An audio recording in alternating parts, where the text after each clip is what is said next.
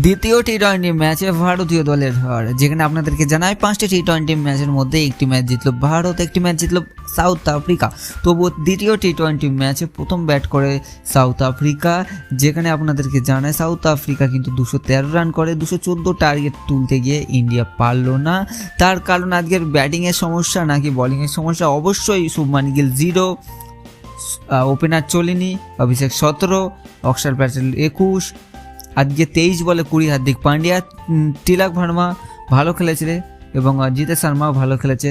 তারপরে যদি আজকে শুভমান গিল চলতো অবশ্যই চলা দরকার ছিল, কারণ হার্দিক পান্ডিয়া ভাই কটা ম্যাচ খেলে দেবে, যেখানে ভালো বোলিং করেছে আজকে বলতে পারবে স্পিনাররা, কিন্তু ফাস্ট বলার খুব মার খেয়েছে, যেখানে আজদীপ সিং 54 আর জসপ্রীত বুমরা 45।